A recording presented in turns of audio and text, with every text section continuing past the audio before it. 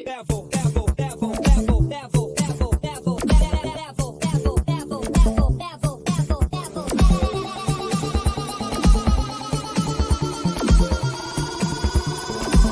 it to the next level.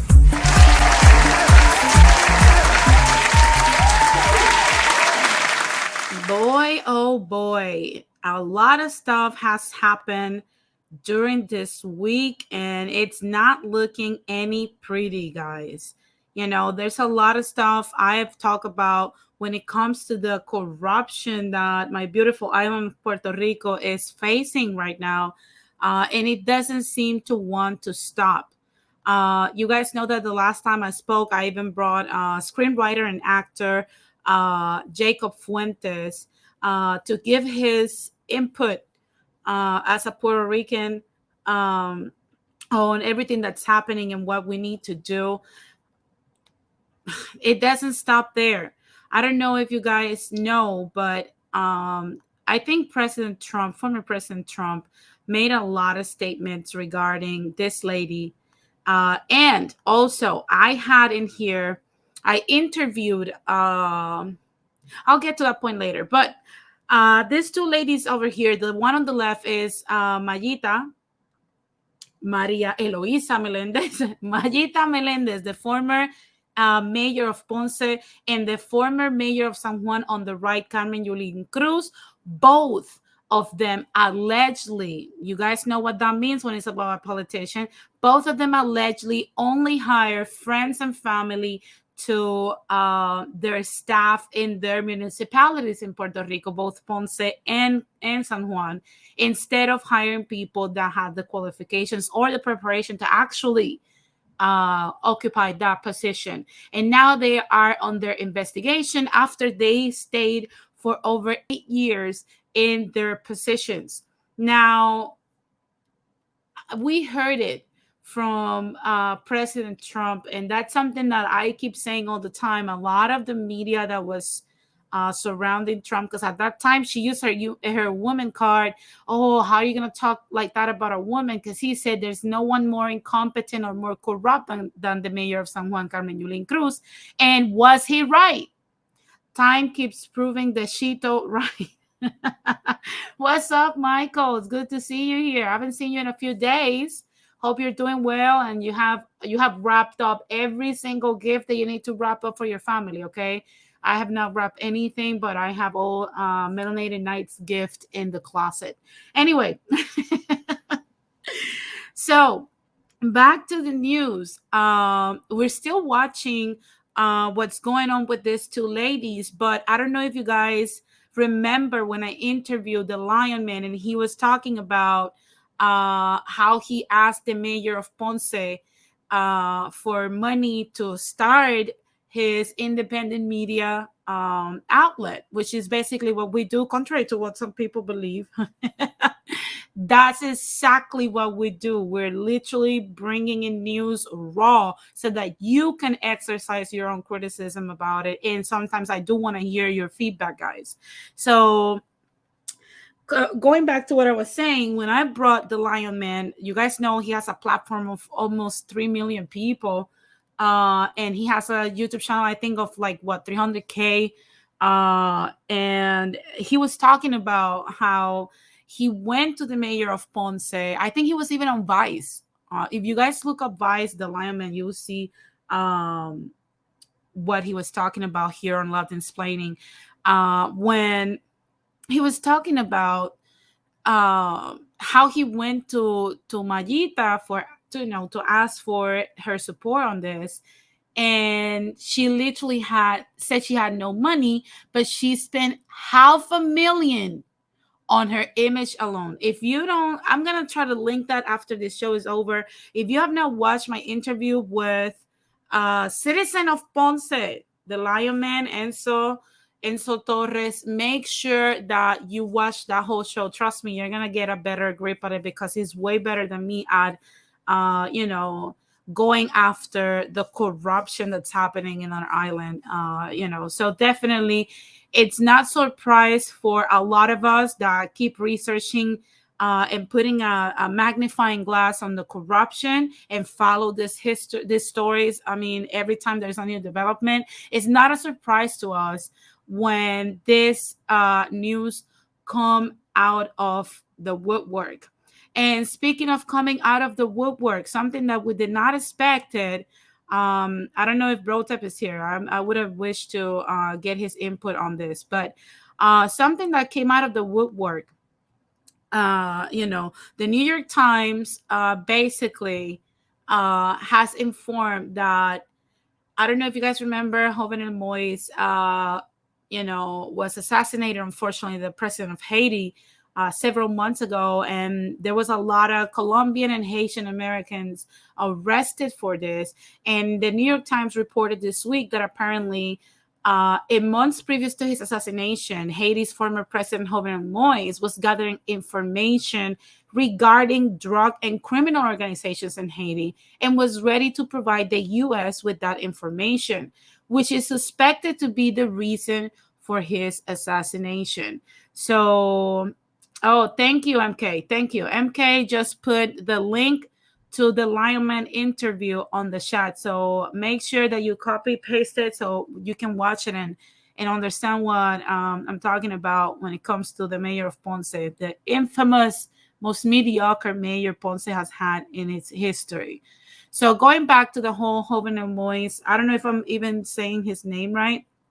But anyway, it's suspected that was the reason why he was assassinated, because he was about to provide that information to the U.S.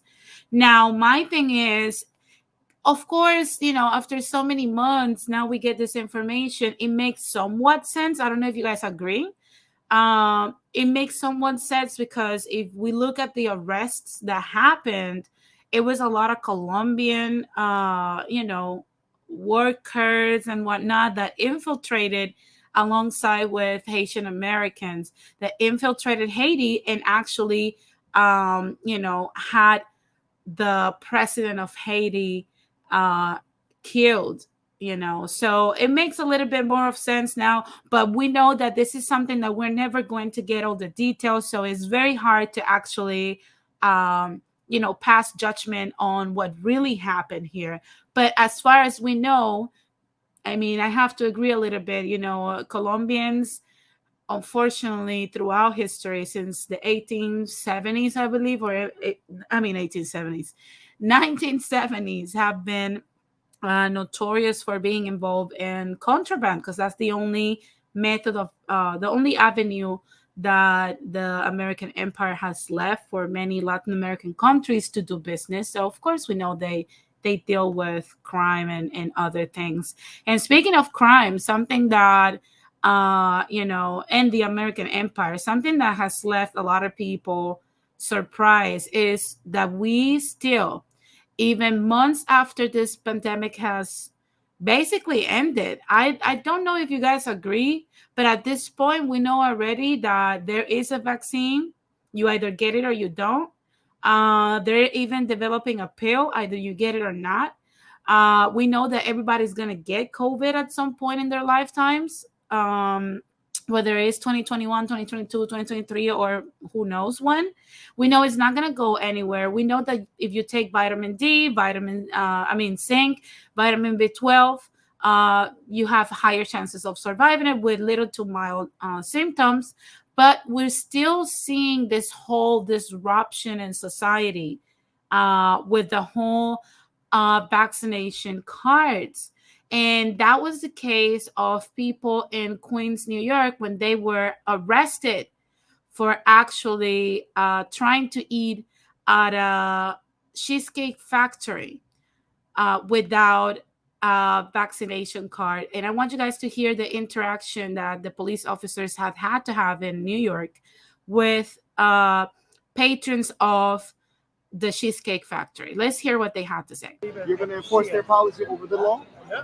Will you enforce their policy over the law? You guys have a choice to make now, so please. Well, you do too. Doing, okay? You swore oath to you guys figure out what you're going to do. So okay? you're law enforcement, not policy enforcement. You have to enforce the law, not the policy. Okay, all right. No. Listen, now we're... So basically, yeah, it's over, Jose. In my opinion, the pandemic is over. We already know all the information we need to know to continue to work, and it's not going to go anywhere. The flu pandemic never went away. The flu was never eradicated. It's time for us to move on from this. Take care of yourselves. Get ready while your body has not gotten COVID-19, because already the CDC and the WHO said that we're all going to get it at some point. So it ended. This whole thing about trying to block people from getting that's not going to happen. But going back to this whole incident, basically these people try to get into the cheesecake factory, and when asked for proof of vaccination, they did not have it, so they were asked to leave. And because they refused to do so, the NYPD was called, and they issued arrests and arrested several people. So that created a lot of disruption in Queens, New York, and a lot of people went to the police precinct to start a small gathering / protest to have these people freed, because they did not break the law, but they were issued charges of breaking and entering. Okay, so that's basically it. Yeah, I understand, Jose. I'm not saying that this is not a deadly disease. Let me explain myself. Yes, COVID has killed a lot of people. It will still kill people. COVID will kill people even when I am 50. It will still be killing people. But what we cannot do is try to wrap the world in, a mask and stop us from living. It's not going to happen. That's why I said that the whole pandemic is over. What I meant by that is the whole lockdowns, the mandates, and all this stuff. This stuff has to end. When is it going to end? We need a definite date to end. If you think that the pandemic, it's something that like the pandemic measures and all this stuff needs to end, put a number 1 in the chat. If you think we should continue to do this until we're dead, put a number 2, because it's like I said, the flu never went away. The flu never went away. It's never going to go away. We're going to have to learn how to live with it. And to learn how to live with it is to take your vitamin D, take your zinc. If you are in the risk groups and you're scared of getting it and passing away, get vaccinated. If you see people that are extremely sick and you feel like not getting COVID-19, even if you're healthy, then stay away from people. But at the end of the day, all this stuff has to end, and it has to end soon, because if not, it's going to create more problems. So to be honest with you, I feel so bad for cops in this aspect, because they are put in the middle as a buffer between constituents that are making absolute sense and private companies that don't have any other way of dealing with the mandates that are wrecking their own businesses. So it's a tough situation where no one wins. The patrons don't win, the private companies don't win, and the cops don't win. So it's time for us as a collective to come together, even if we disagree on whatever COVID is at this point. It's time for us to understand we're all hurting from it. So it's time for us to move into pressuring our politicians to stop screwing with our livelihoods and let people do whatever they want. Because I've said it many times. People that live in a quote unquote free country, which is something America takes pride on, should be able to jump off a building if they choose to. So if people want to expose themselves to COVID and possibly die or get sick and whatnot, they should be entitled to do so. It's their bodies.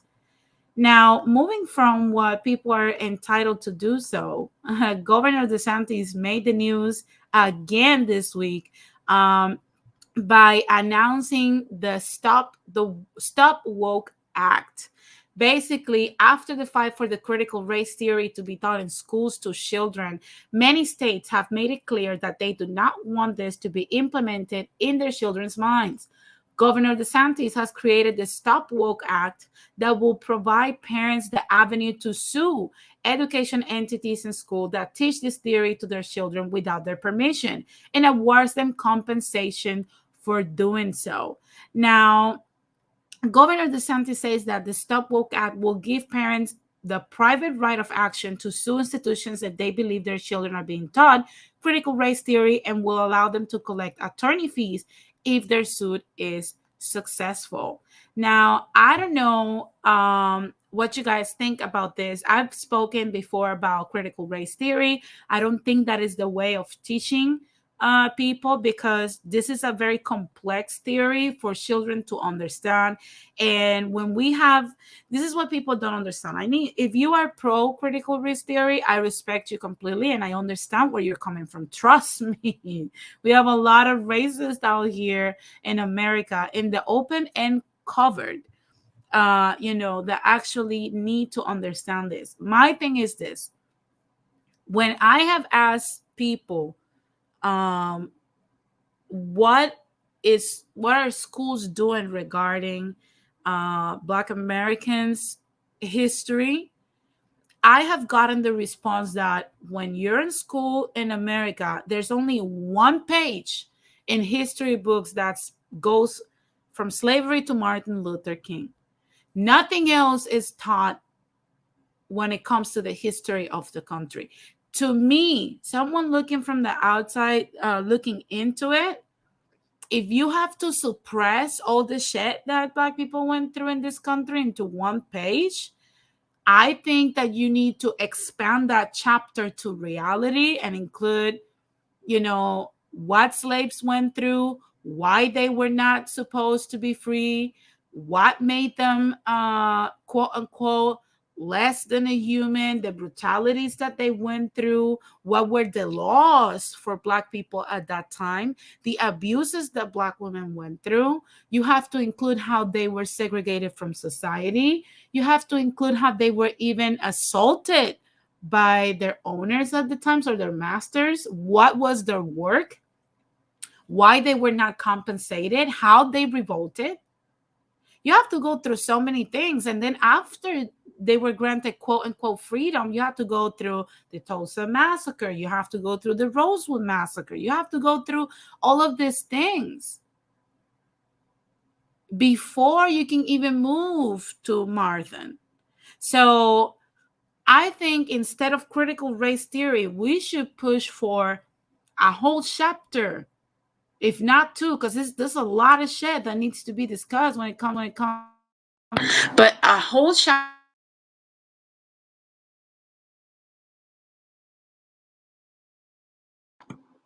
Can you guys hear me? If you guys can hear me, put a number 1 in the chat. But before we can even start discussing critical race theory, which is just looking things from one point of view, and I get it, it's needed and whatnot, but before we get to that point, we need to teach children what really happened, in order for children, as they grow, start exercising critical thinking, because you're still going to get the same result. Make no mistake. If you teach an empty recipient of information the accurate history of America, they're going to come to the conclusion and say this country has a history of being douchebags and assholes. And I feel so bad that this happened to this group of people that I'm seeing today sharing spaces with me. That's what children are going to come to. So the whole critical race theory, I understand why it's getting a lot of pushback. But to be honest with you, this is something that I hate about our politicians today, because they always seem to keep screwing Black Americans out of what they really want. They want their history to be fucking included in the books, but then you give them this mediocre critical race theory. That's not what was asked. They asked for their history to be included. Jesus Christ. Put their damn history in the books. Why you're so scared of putting what you did in the books, putting what this country has done in the books? That's really where I'm coming from. Why you want to put this pre-digested theory with an opinion of someone already, instead of just giving the raw information to the kids. Hey, now in elementary school, we're going to explain what slavery is. Slavery is when someone tries to take over your body and your freedom and limit you. Hey, MLS, what's up? So yeah, instead of in elementary, just teach them slavery and what it is and what was happening and for how long it happened. Get them to ask questions. And in middle school, then teach them certain brutalities that happen, things that Black people could not do, names that they were called, massacres that happen. And then in high school, when they're a little older, then you go deeper into that and then revisit the whole thing and start explaining in detail how Black women's bodies were owned by masters and they could do whatever the fuck they wanted with these ladies. Explain how men had no other choice but to be brutalized, hang, and all this stuff, because now they're more mature. And I can guarantee you that we will get the result that Black people have actually asked for. They're not asking for you to feel sorry for them. They're not asking for you to have this unrealistic compassion that is fake. What they're asking for is that you put their damn history in a fucking book. How hard that shit is.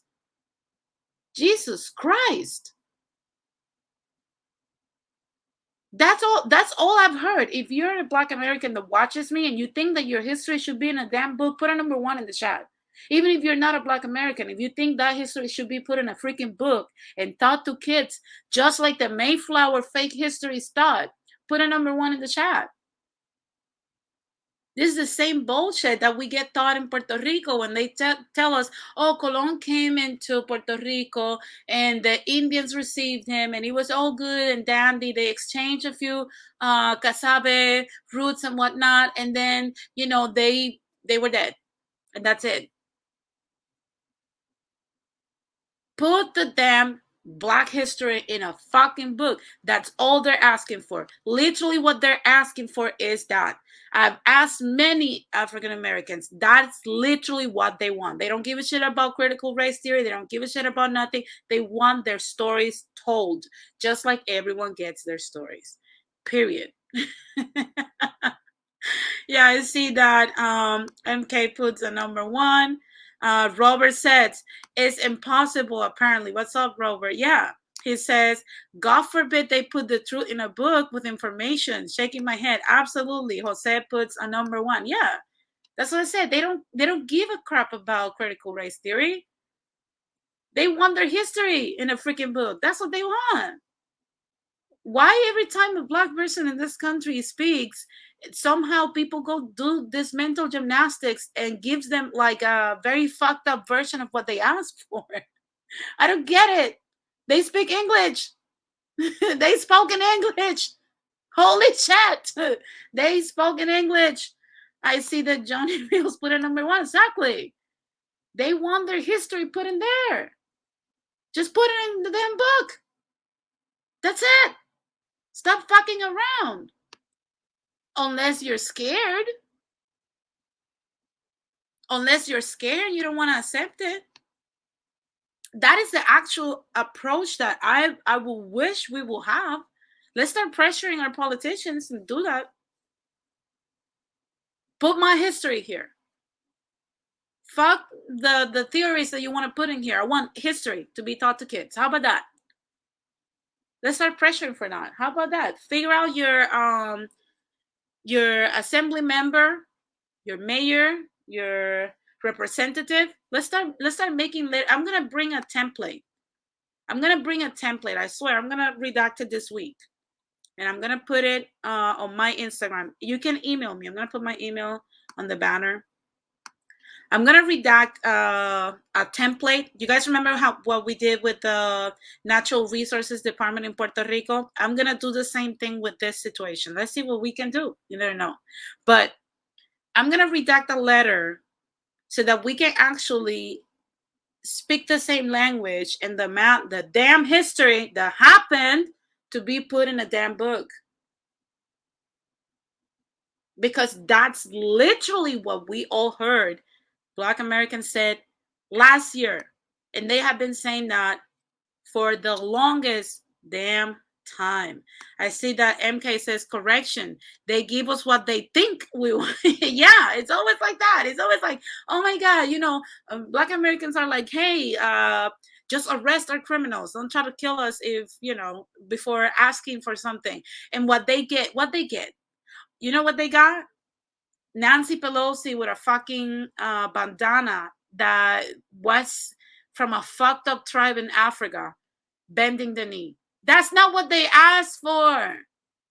Jesus Christ, they asked for the lowlifes to be arrested and to be left alone. That's what they asked for. Jesus Christ. I see that Rakim says the government wants to keep that history hidden because it tells how certain people have come to power to be able to have their advantage in a rigged system. Absolutely.